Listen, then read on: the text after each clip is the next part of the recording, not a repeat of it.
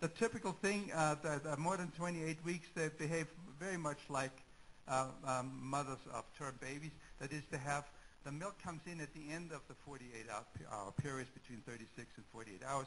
There is a small amount of milk here at 48 hours, and then it begins and it increases rapidly. But in mothers of premature babies of less than 28 weeks, you see there is nothing for the first 3 days. That's called delayed lactogenesis. And we think it's the lack of preparatory changes, because the preparatory changes of the mammary gland have been cut short by premature delivery. And perhaps the stress of premature birth itself causes this delay. So you see, in the first 3 days, there is no milk. And that's where we come in with our donor milk. And then after that, there is an increase, but you see that the error bars are very large, telling you that some mothers have small volumes, some have larger volumes. And that's where donor milk also comes in. So donor milk is heat treated. And heat treatment diminishes a number of things, and I think I have another slide in there. It diminishes IgA, lactoferrin, and some vitamins. But heat treatment does not diminish oligosaccharides, does not diminish lysozyme, and a host of other protective factors. And that's important to remember.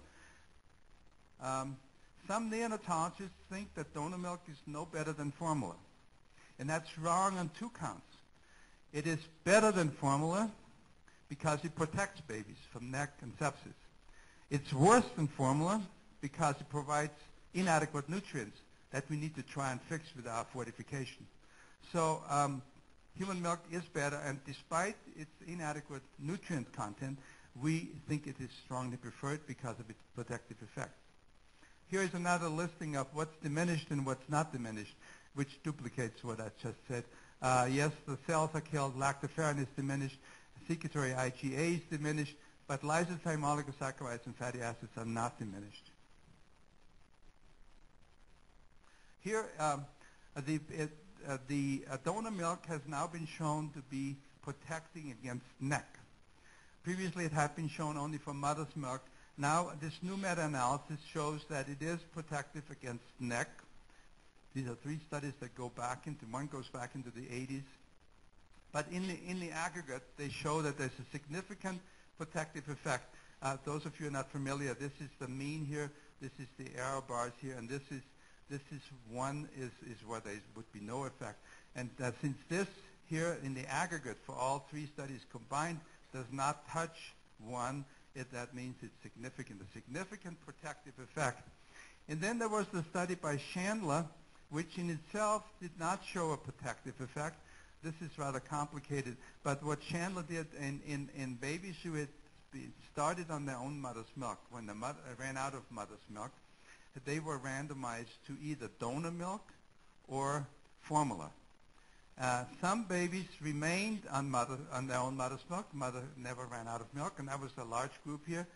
But the babies who were randomized to either donor milk or premature formula when the mother's milk diminished, what you see here is the percent that had sepsis, and there was no protective effect against sepsis.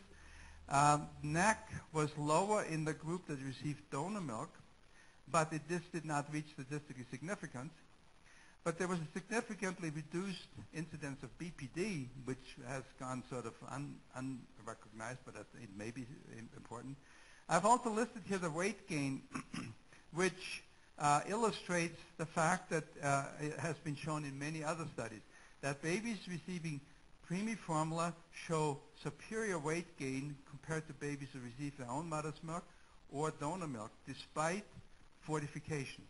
So our fortification is not good enough to allow babies to grow at least as well as babies fed formula. Now, when this finding is added to the meta-analysis that I just showed you in the earlier slide, then there's a strong protective effect of NEC by donor milk.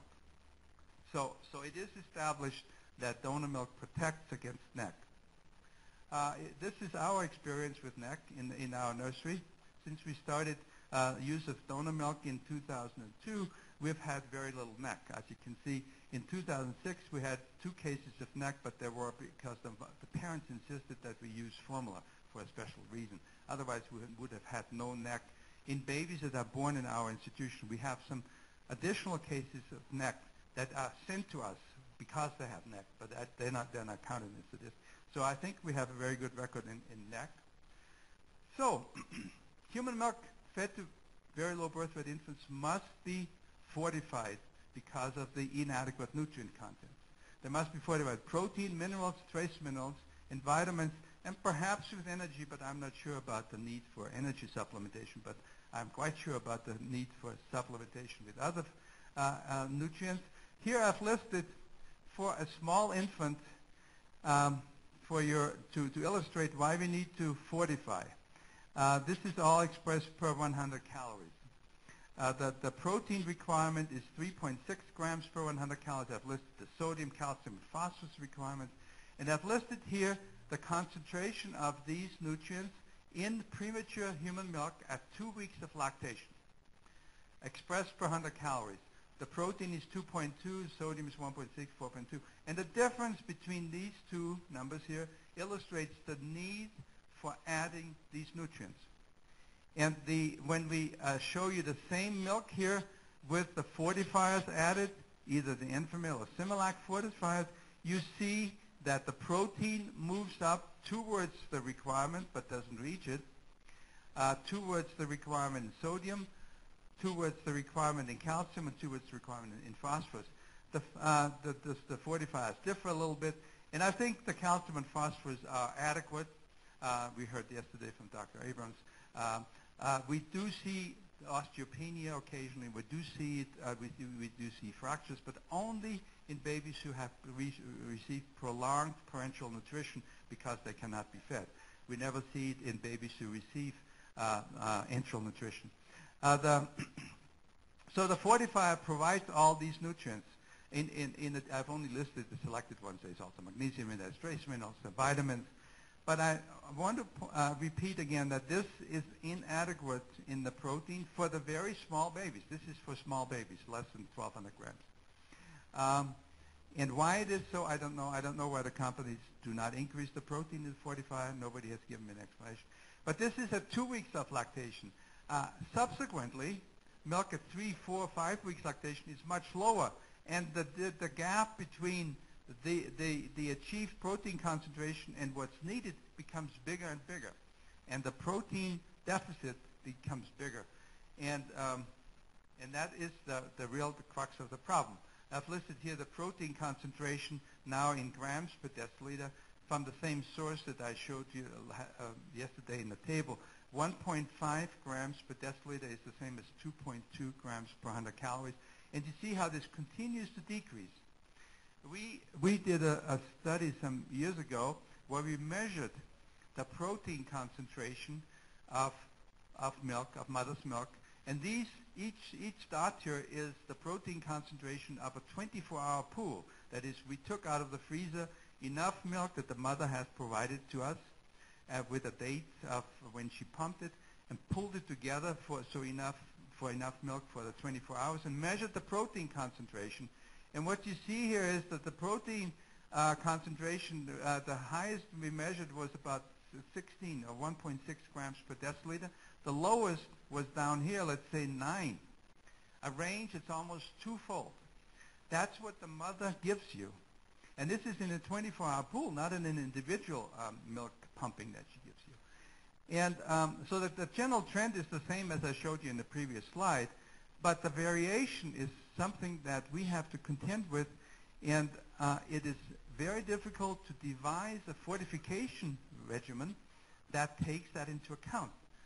So the challenge is for the neonatologist to fortify a milk whose composition he doesn't know. The milk could have a protein concentration of 16 grams per liter or 9 grams per liter. He doesn't know. Out here, when we're farther away from birth, it becomes more stable.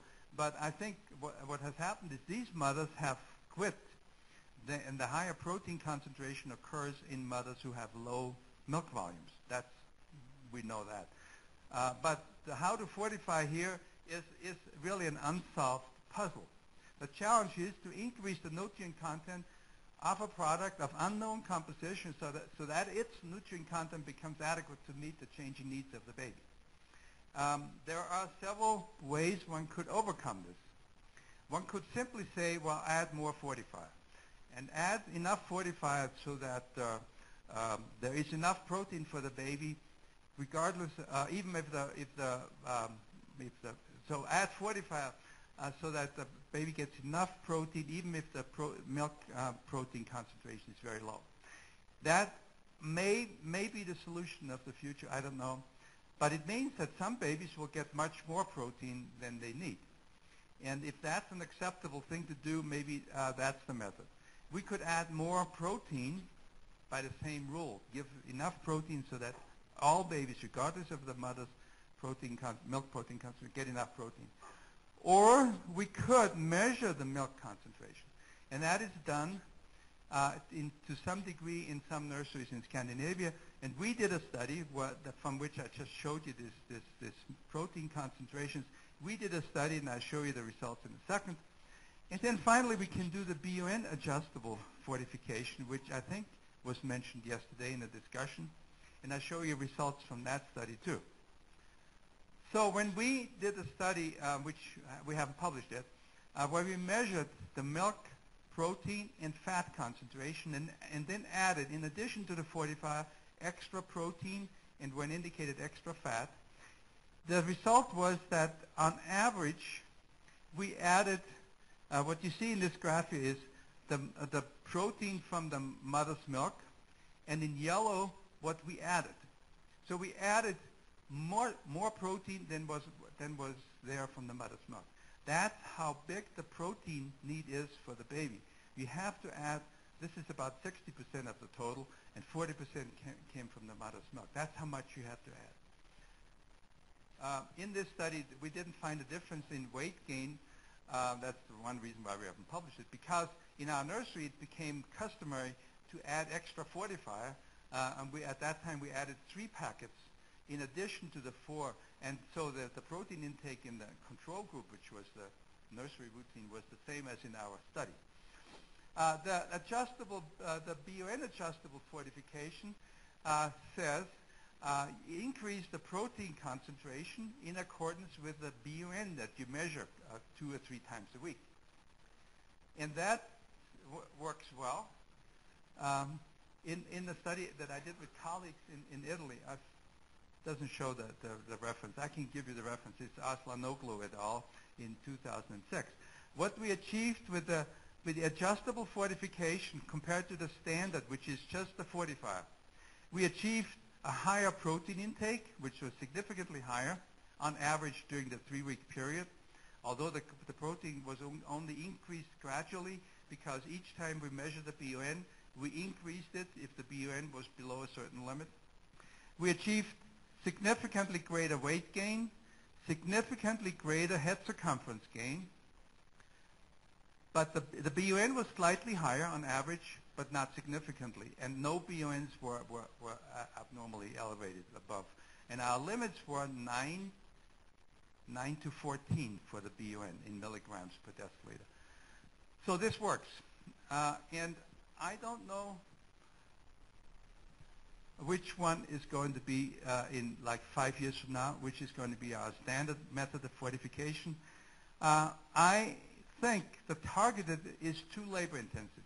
You have to have a machine, and the cheapest machine you can get is cost 13,000 euros, and you have to measure the milk every day, which is more work than most units are willing to do. So I think the targeted may not be practical. The BUN adjusted, I think, is very workable. I just need a little extra lab work. And I think add more protein rather than more fortifier may also turn out to be a workable solution if we can show that the fact that some babies get more protein than they really need because their mother's milk is higher, that is okay, that it has no adverse effect. I think it will be shown to be okay, but we don't know that yet. So, my final slide, the human milk provides strong protection for the premature infant and is therefore the preferred feeding. The human milk provides insufficient nutrients, and we have not quite learned how to provide the missing nutrients in adequate amounts so babies show growth And until we learn that, our babies will show growth failure. This is our unit. I showed you this graph already. And we are doing, at this time, I think we did 3 packets. And still we have the babies falling off the intrauterine growth curve. So we clearly have not learned how to fortify human milk adequately. Thank you.